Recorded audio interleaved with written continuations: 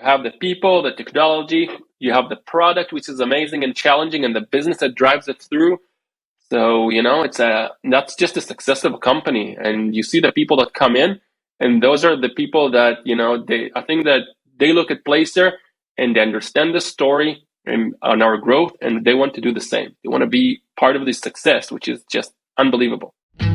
Welcome to 20-Minute Leaders. Just sit back, relax, and learn from the leaders of today. It's a journey. Each one is different, unique, inspiring. Let's get started. This episode is powered by J Ventures, a community-driven VC fund in Silicon Valley in partnership with Leumi Tech, sponsored by Homeward Ventures, Hippo Insurance, Upwest Labs, Synergy Global, Hillel at Stanford, Leap, Birthright Excel, Serona Partners, and in media partnership with C-Tech. Welcome to 20-Minute Leaders. Today's talk is about architecture, but not the type of architecture that we're used to. Meet Avi Gabay, the chief architect of Placer.ai. Avi joined Placer.ai in August of 2020 as chief architect in order to help build a world-class physical market intelligence platform which helps businesses make data-based decisions. Avi was born and raised in a Moshav in the center of Israel, then moved with his family to Shanghai, China, where he spent his teenage years. In high school, Avi became fascinated by computers, programming, and technology. He later returned to Israel as a lone soldier and served in 8200 as a group leader of intelligence analysts. Avi is an experienced software engineer and architect and has worked in many enterprises and early-stage startups. Avi holds an MSc in computer science and a Global MBA majoring in Innovation and Entrepreneurship from IDC Herzliya. Your background is so fascinating, from being a founding member at CoreLogics and then Actimize and director architecture at Playtika, and a variety of other positions all around in between, but today also architect at Placer.ai, one of Israel's cornerstone startups that we're all very, very proud of in the scale-up nation. But I have to say that, besides having a common thread of all of them being deep tech software companies, one of the things that make it really unique is the fact that you've been building architecture projects for so long, not the kind that we're used to seeing in the houses, but more in software. And that, I really want to start there. Avi, what does it mean to be an architect in your eyes? Okay, so, in my eyes, an architect, the first thing is a plumber, right? And at the end of the day, like you talk about buildings, it's about the plumbing first, right? And I also call myself chief plumber, even though I hold a chief architect position. And the idea is that you really need to understand how the piping on the system is connected, where there are leakages, how can you replace them with minimum collateral damage, and how do you build, right? How do you add more to that building, right? So if we have a system, so how do we make it pluggable so that we can really replace parts of it while it keeps running with minimal downtime or even no downtime, hopefully. And for that, you need to know the real, the stones, the building stones of your company, of your code and your system.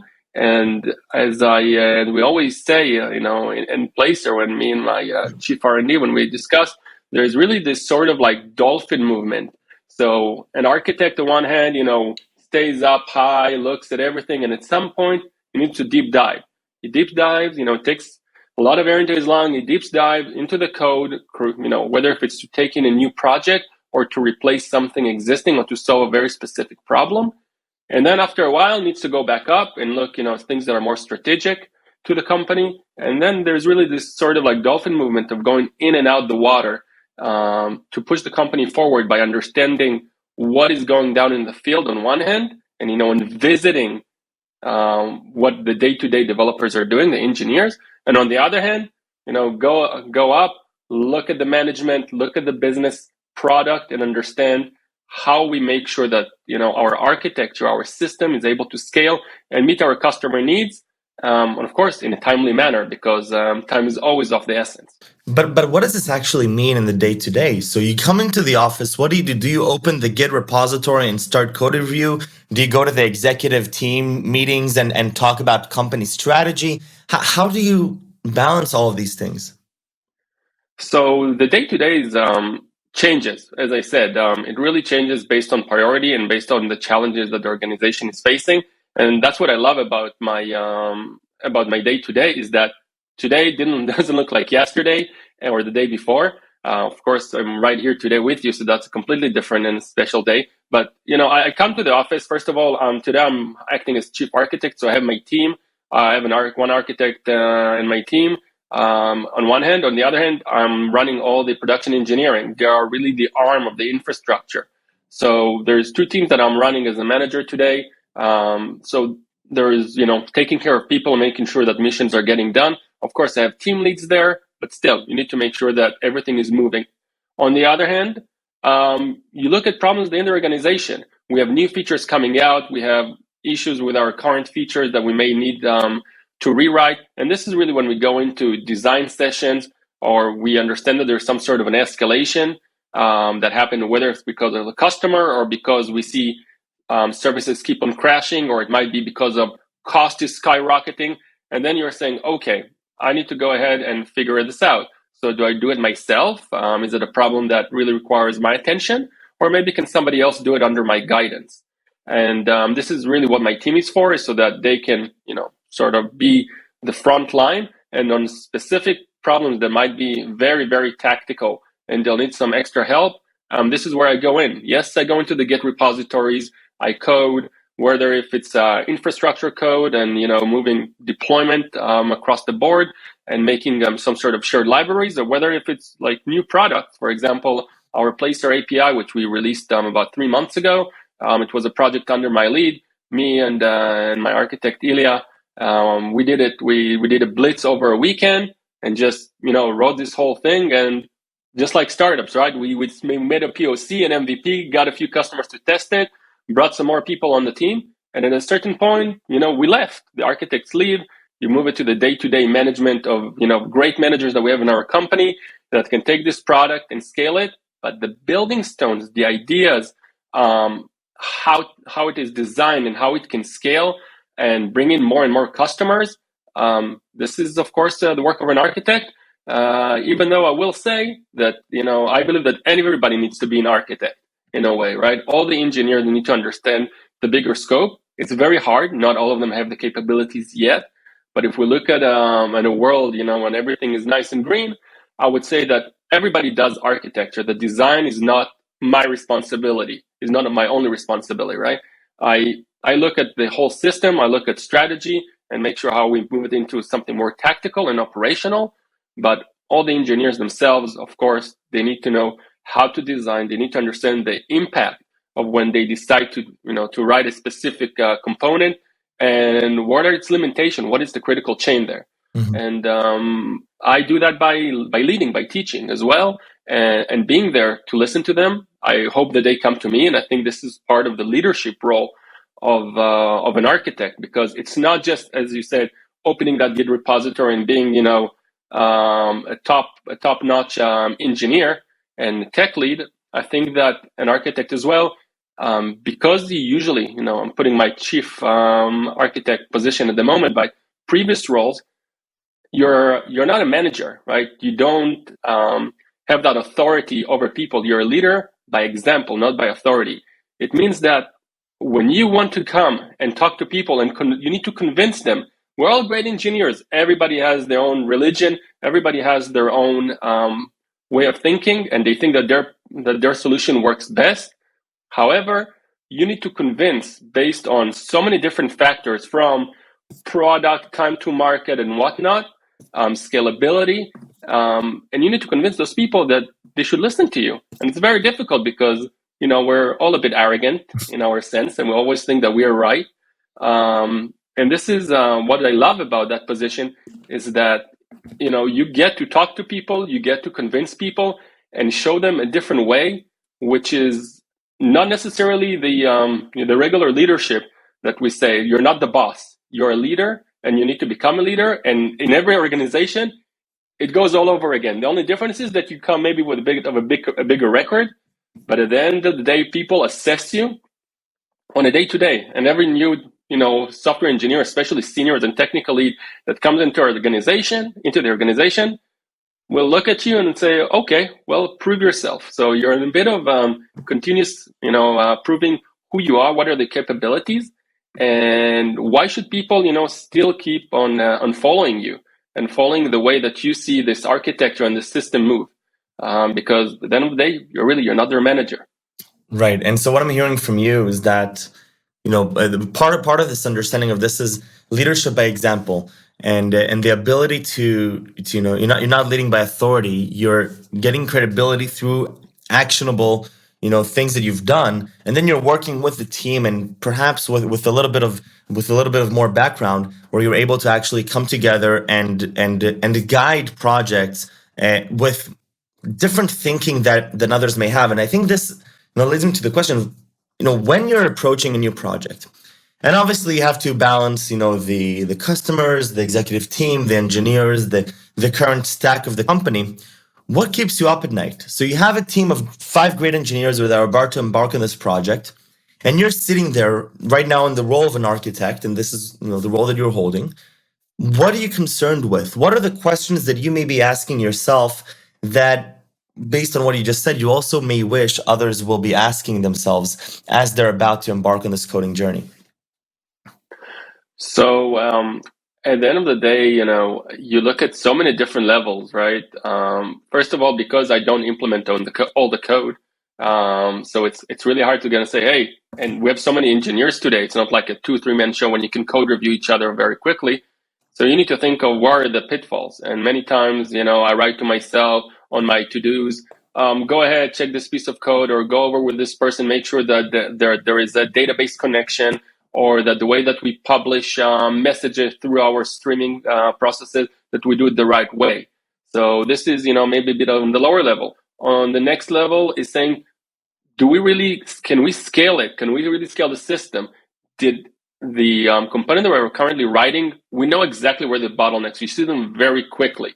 But then there is many things that we need to decide on if we are going to keep going the same way with the same technological stack that we chose, or maybe that we made a mistake, because sometimes there's not enough time to POC. So many times I go ahead at night and I POC myself, and I take a specific piece of code and a technology that we chose, and I try to bombard it as much as I can to make sure that it makes sense, right? So things that are more on the scale side, I do a lot of the testing early on. And I let the team focus more on the coding and the day-to-day business, right? And I go on the side and do some more, exploring and making sure that it's okay.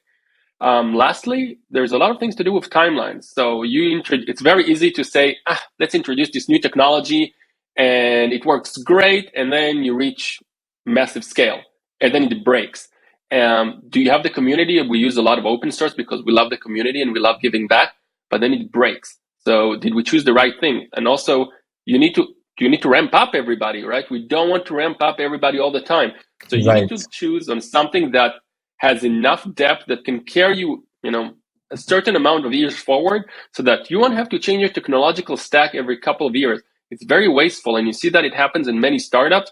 They go on the latest technology. It sounds great on the resume. They sound very technological, but they start when they have 5, 10, 20 customers, depending on the business. It works amazingly.